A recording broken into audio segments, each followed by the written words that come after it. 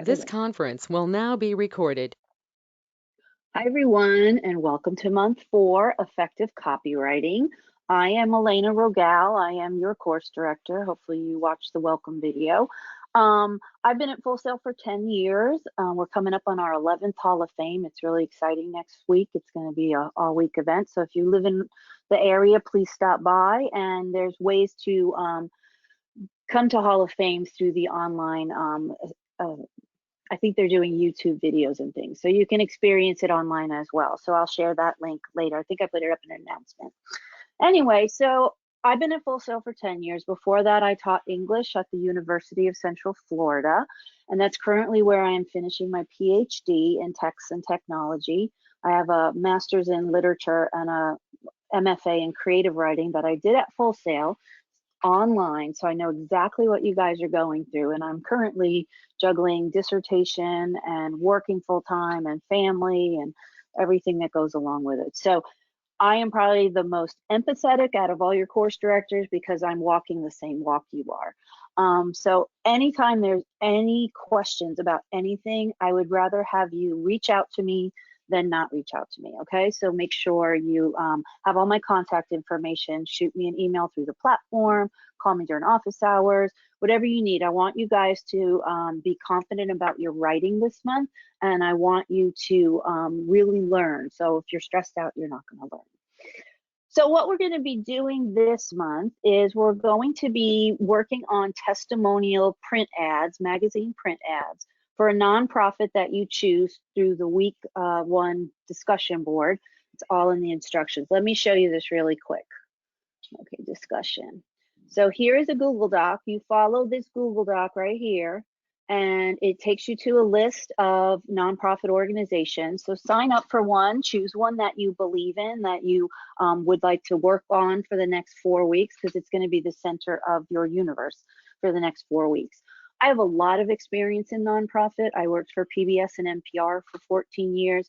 I did pro bono design work for the Nature Conservancy that helped them raise $500 million to save environmentally sensitive land. I currently do pro bono work for nonprofits. I have a little animal charity out in Colorado that I help, and a local one that does some good with feeding kids during the summer here in Central Florida. So I have a lot of experience in nonprofits, and I really believe that doing a nonprofit is a great way to get experience with copywriting, hone your design skills by developing these testimonial magazine print ads. And my big hope is that, once you're done with school, that you volunteer at a nonprofit organization near you and give back by using your talents. It is also a good way to build your portfolio, because a lot of the smaller charities can't afford design, they can't afford to pay a designer. But if you volunteer your design chops, and then you end up with a really good piece for your portfolio, probably a letter of recommendation, so think about it as this multifaceted project that we're working on this month. So what you're going to do, let me go through everything. So the testimonial ads are really just using someone as a spokesperson for your nonprofit organization. So our textbook this month is George Felton's Advertising Concept and Copy, 3rd edition. It is an ebook that you download to your Vital Source bookshelf. And if you don't have the code in your Full Sail email account, please call FSO support right away and they will get you a code. Okay. So George Felton in the book says a testimonial is basically an advertisement where someone speaks for your product, your service, your nonprofit in this case. So when you're working on testimonial ads, and I'll go into much deeper depth on this next week, because we're going to really start working on them next week, but I just want to give you a little primer about what the whole course is about.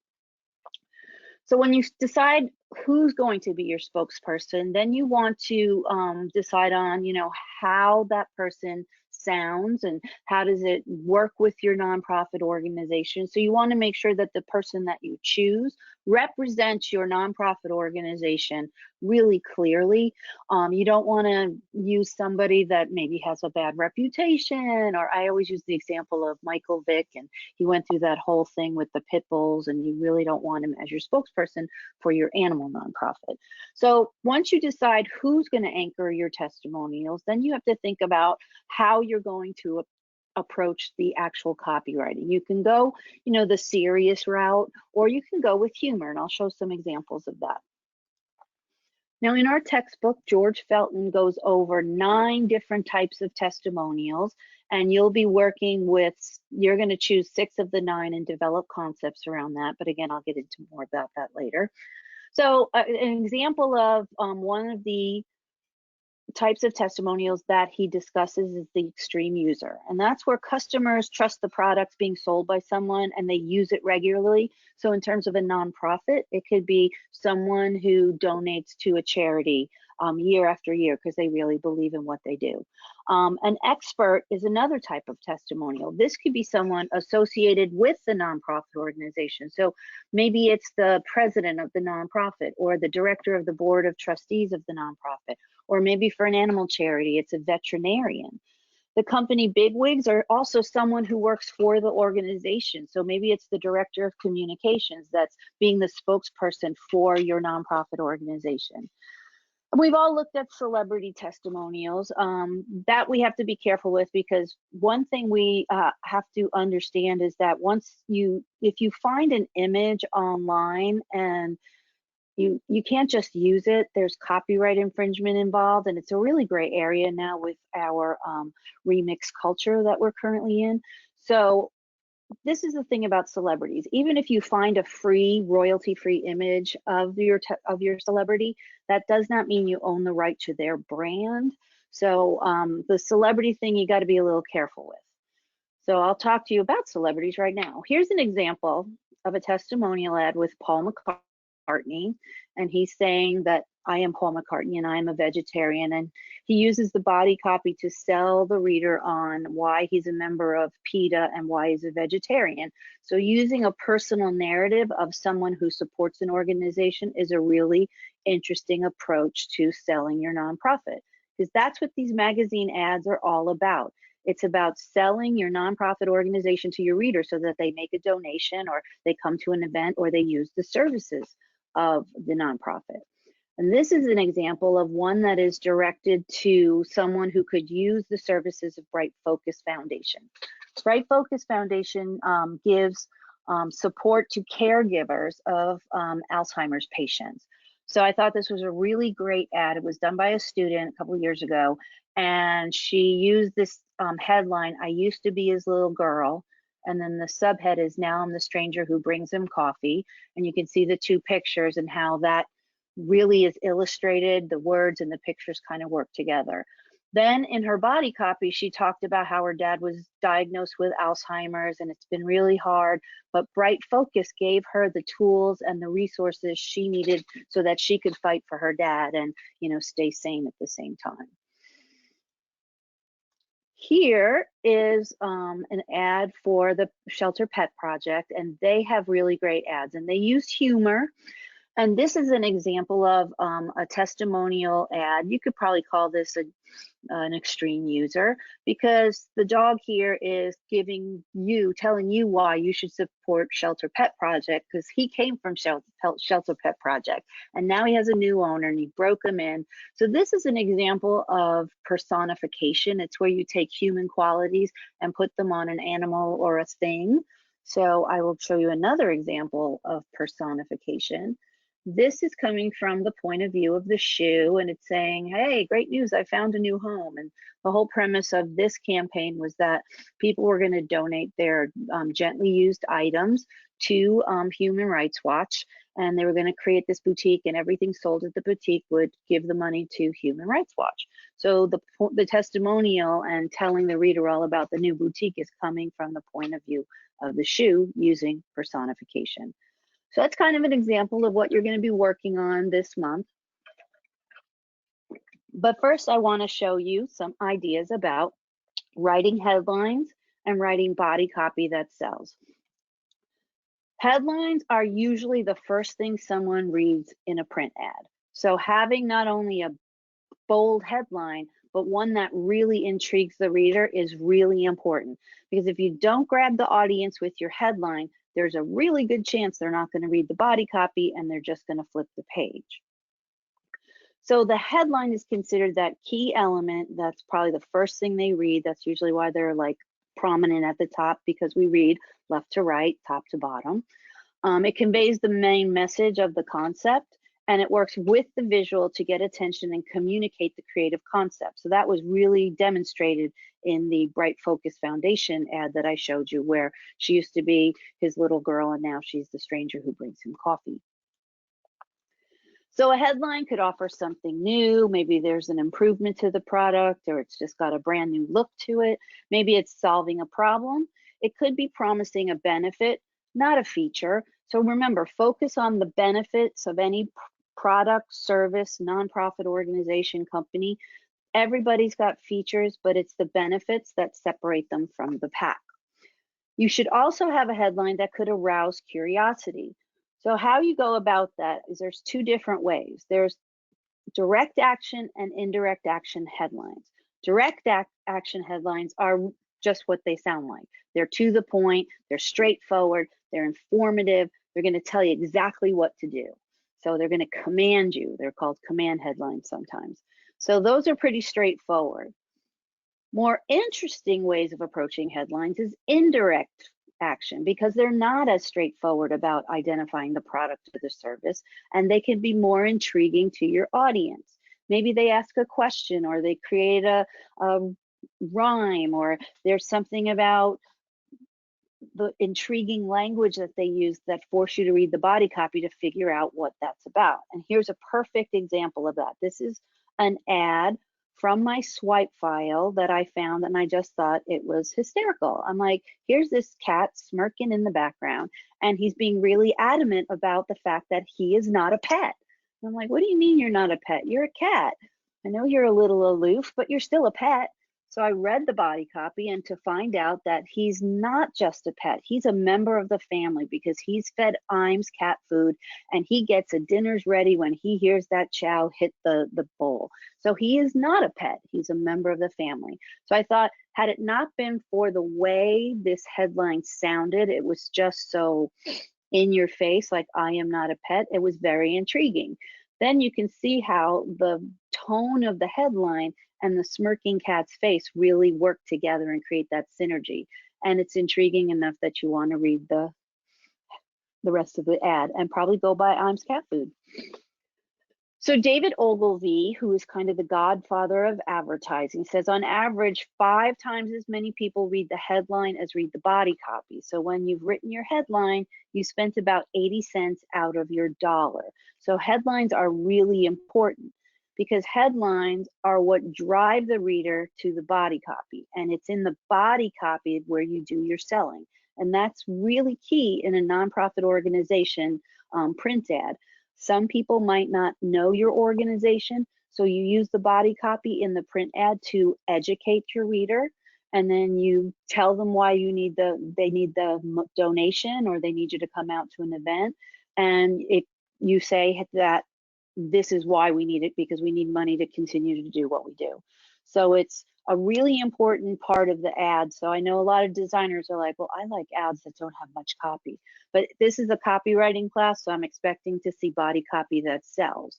So from David Ogilvy and his book on advertising, that is a classic copywriting text, he has 7 tips for writing copy that sells. He says the first one is to go big or go home.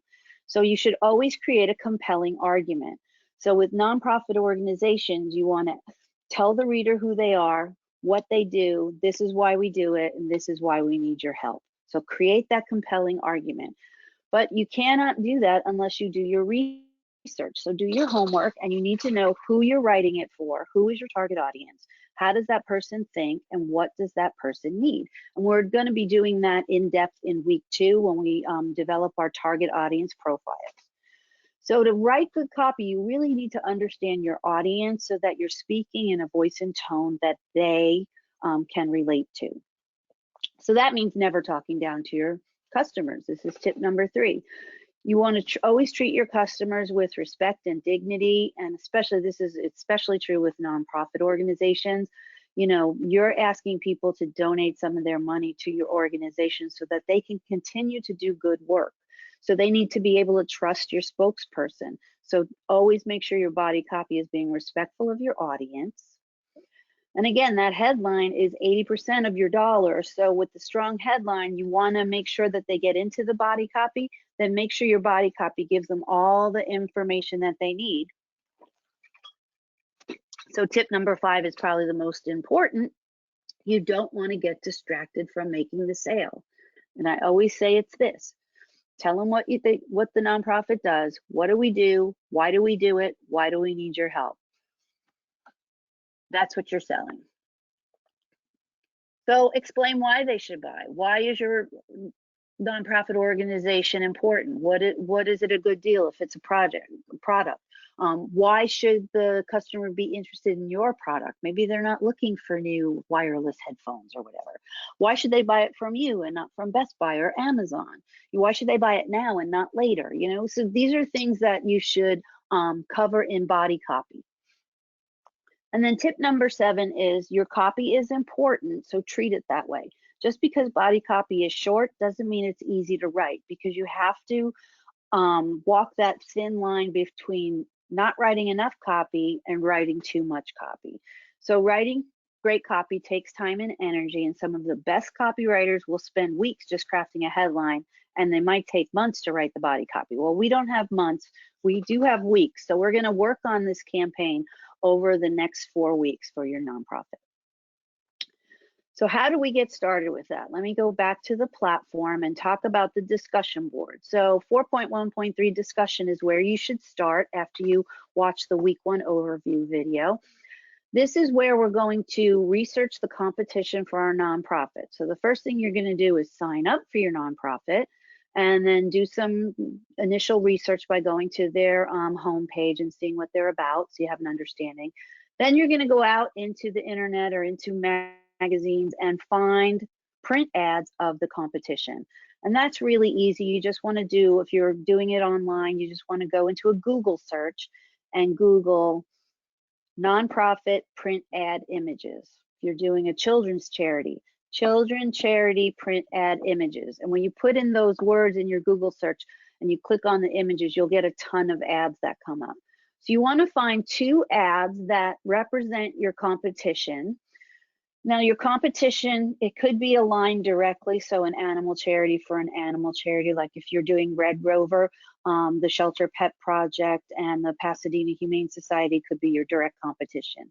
But what happens if you're doing one of the charities where that's not really so clear? So this is a key that you should remember when it comes to nonprofits, especially in a local market.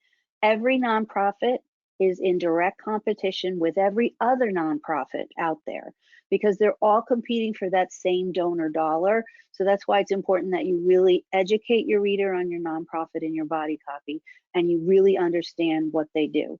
So what we're going to do for this discussion board is find these 2 print ads of our competition, put them in the platform, and then you're going to write how they fit into Settle and Aurich's 15 catalog of needs, which are listed here, and they're also fully explained in your textbook. This is based on Maslow's hierarchy of needs, and Settle and Aurich kind of took it and brought it down into these 15 needs, and it's like the psychology of advertising. So when someone reads an advertisement or hears a radio spot or watches a commercial on TV, it usually touches on one or more of these. You don't even realize you're doing it. But once you pay attention to these, you'll suddenly realize how it's doing that. So you're going to take your first ad of your competition and fit that into more than one category listed here. And then you're going to do that for your second one, and you're going to put that up in the platform. So each ad fits into more than one category. So make sure you get them up there. That's due by Wednesday of week 1. So here's an example that I put up from Pasadena Humane Society, and here's an example of how I wrote the rationale. This month, the writing of the rationale is important. It's something that you're going to be hammered on for the rest of your time in media design MFA. You need to not only write what you really want to go into depth about the why. So here I'm talking about how this ad for the Pasadena Humane Society touches on nurturance, understanding, and affiliation. And I just don't, say it fits in nurturance because it's the need to provide care for others. I actually talk about how the ad works. It fits into nurturance because it's demonstrating how adoption is the best choice for finding a new pet. So it's not just enough to define the category, and you should always do that using the words from the textbook. So use the words that Felton has in the textbook and define nurturance, then tell me how the ad fits into that category. Okay, so you're doing 2 print ads of your competition, fitting each ad into more than one category of Settle an Hour's 15 catalog of needs by Wednesday. Then Sunday, you're going to come back and you're going to do 3 reply posts. So by Sunday, you have to reply to 3 posts of your classmates by sticking their ads into a category that they might not have thought about. Okay, so that's the first assignment you should work on because it's got the earliest deadline. The second project we're going to work on is all about headlines and how they operate and why they're intriguing and how they work.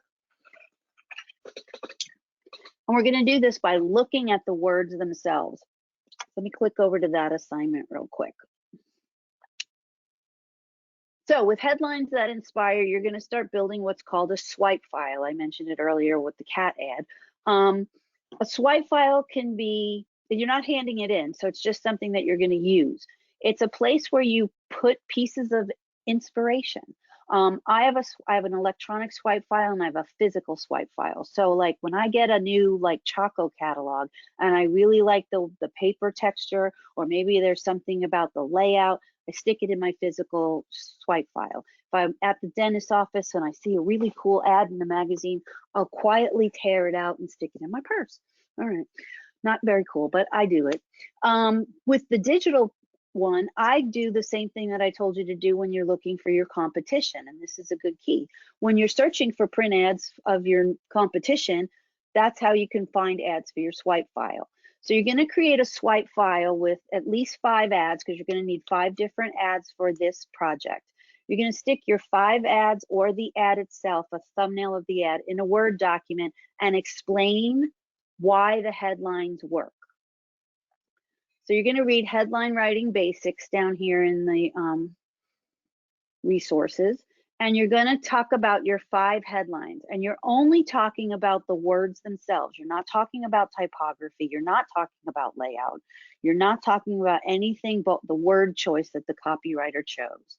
So find 5 really intriguing headlines, like I found I Am Not a Pet, or one like this. Unintroducing the Volkswagen bus soon at no dealerships near you. Give you a little background. I come from a Volkswagen family.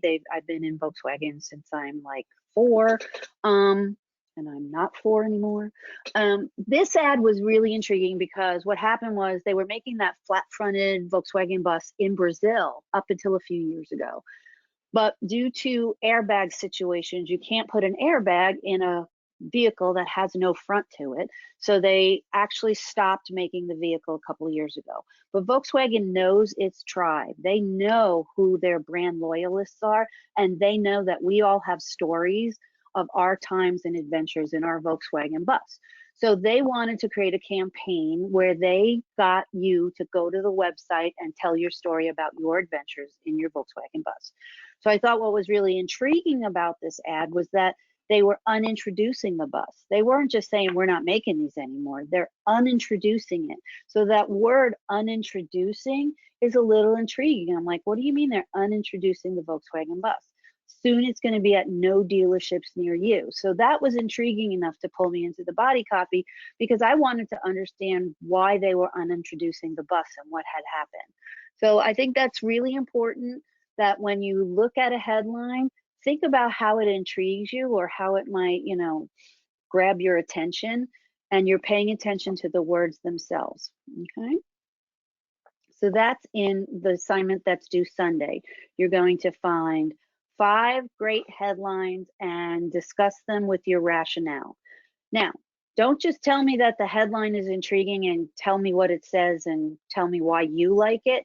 I want you to connect it to the reading materials. So I give you this headline writing basics. So use his skills on how he wrote the headlines, how you go approach each headline and how it was written, and use that to back up the claim that you are making as to why your headline is inspiring or why it's intriguing.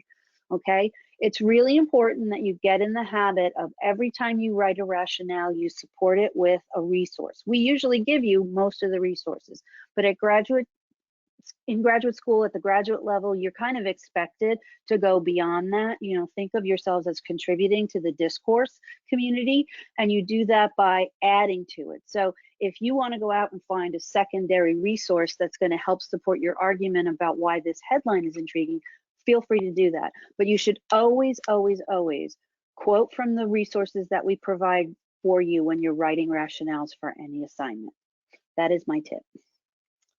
Okay, so that's due Sunday, so you have some time to do that. So this kind of works with the Settle and Alaric first assignment because you're out there searching for ads. So while you're in the search mode, look for your 5 headline ads as well. Okay, the final thing we're working on this week is a short, and I mean short, it's only 750 to 1,000 words. It's a short, persuasive essay on voice and tone. It's all coming from Advertising Concept and Copy, Chapter 9, called Words, Establishing Voice by George Felton.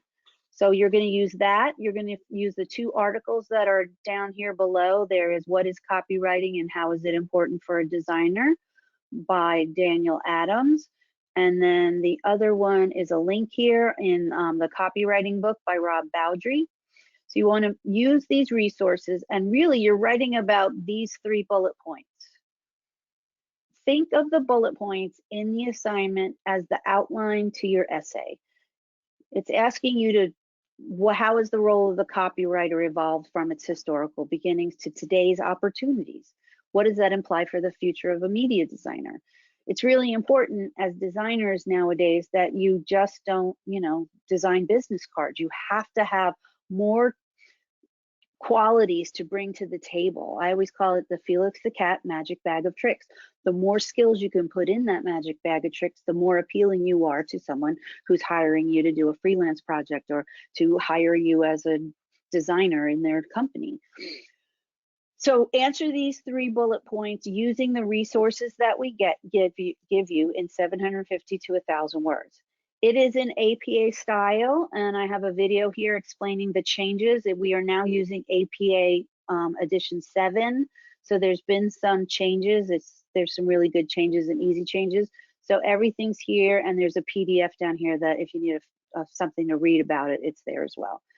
So you're going to write your paper, and that's due on Sunday. You have to have 4 secondary sources. It must be in APA style with a title page, the paper, and the references. You do not need an abstract for this paper because it's really short. But everything you need to write this essay is right here in the platform with all the resources that I supply you here. Plus, I give you some extra things like essay structure, writing tips, and you have the Full Sail library right at your fingertips, so you can go look for resources there. You need to at least quote from 4 different things. So make sure you're directly quoting and you're doing it in proper APA style. Okay. So when you're writing about brand voice and tone, people think brand voice, voice and tone, voice and tone. I hear voice and tone a lot, like it's an interchangeable thing, and it's not. Brand voice refers to the personality and the emotion infused into a company's communication. So it describes your company's personality. It's always consistent and it's unchanging. So the voice of Starbucks sounds like Starbucks through all their communications. Tone is the emotional inflection applied to your voice. So it adjusts to what's suitable for a particular piece or message. So Starbucks has a consistent voice, but they might have a different tone depending on what piece of communication they're doing. If it's an ad for coffee, it could have a humorous tone. If it is their annual report that is going to their stockholders, it's going to have a serious tone. So voice stays the same across the brand. The tone is what each piece sounds like. Okay, so what does effective copywriting do for me as a designer? Well, first of all, it's going to give you this extra skill set. It's going to keep you more attuned to the actual words that are going in the advertising. I spent a lot of my early career as a designer. I've been a graphic designer since 1986. Yeah, 86. I worked in an ad agency, then I worked in television for 20 years, then I freelanced. I didn't have to start copywriting until I was at PBS, and they started, you know, getting rid of people because of budget cuts and everything. So I had to learn new skills. So I had written radio copy back in my early broadcast days when I worked in radio. So I took that and I started to learn copywriting, and I, you know, really read up on it. And then I was responsible for writing the magazine for PBS and NPR and stuff like that. So having that skill set really makes you more valuable. You could work as a communication manager for a company because you could write the things as well as design the things. You could lead a design team because you understand what the piece is supposed to convey through communication. So it's really important that this class fits in here because it's going to give you another skill set, but it's also going to get you involved with the actual writing that goes on in a piece of advertising. Early in my career, I didn't pay attention to the words, I just made them look pretty. But now, once you start reading the words and reading about the words, we do a lot of reading about writing in week 1, you'll get a fuller depth and breadth of how words operate in advertising. So that's kind of what we're doing here. And all the assignments kind of work with each other. So you want to think about the research papers on voice and tone, and that's going to help you when you start to write the copy in week 2 for your testimonial ads. In week 3, we're going to revise the testimonial ads, and it's going to be like almost like a real world situation where it's as if the client, you know, looked at your concepts and your comps and said, okay, this is what I want to do, and give you feedback, and then you're going to come back with these revisions. In week 2, we're going to develop our target audience profile. So really digging down deep into who our target audience for our ad campaign is about. In week 3, we're going to write taglines. Just a heads up, a tagline is not a headline. They are two different things, like voice and tone, two different things. A tagline is the essence of the brand. It's usually that little slogan that's sitting alongside a logo in a magazine print ad. So we're going to do some tagline writing for our nonprofit.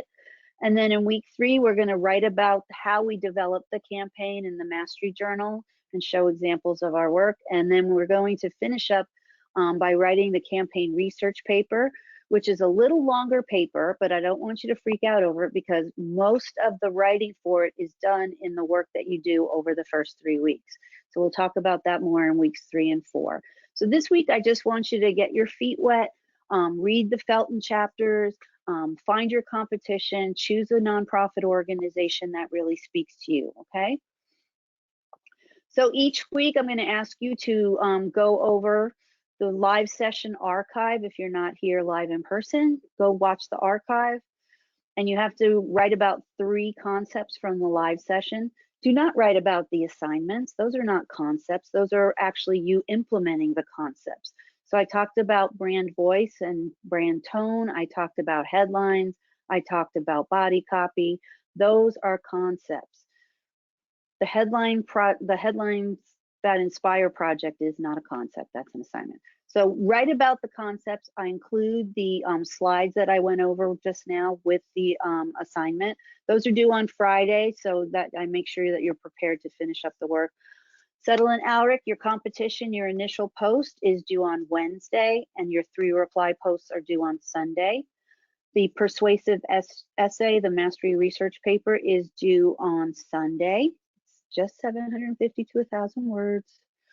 Headlines that inspire, that's due Sunday, so you're finding your 5 strong headlines. And then if you get everything done and you're looking for more to do or you want to work ahead, the Mastery Learning Project that starts on week 2 is open as of today, and it's due a week from this Sunday. So if you want to get started on the tutorials, go right ahead. This is how you can get in touch with me beyond the platform. I prefer it if you keep it in the platform. That way it's in a written form that you can refer back to and it's all in one place. But if you need to reach me, my Full Sail email is available to you. My office phones, I'm usually at my desk Monday through Thursday, 9 to 3, and then I have a Google Voice number. This week we have graduation, so I'll be in work at the desk probably later in the day on Friday and not in on Thursday. Next week is Hall of Fame, so we have I know I'm doing some volunteer hours, and I'll share more about Hall of Fame as things proceed. They do have a really cool app for Hall of Fame, so you can see what it's all about by downloading the app, and all those instructions are on Full Sail One. So look at the Hall of Fame page on Full Sail One for more information about the app. Okay, that's enough. I've talked a lot. If you're watching this on the archive and you have questions about anything that I went over, please reach out to me. I'd rather have you ask me 5 questions than try to fake it and get all stressed out. Just ask questions. It's really important. I'm here to help you be successful and to help you build your confidence in your writing and to help you create a really good campaign for your nonprofit organization.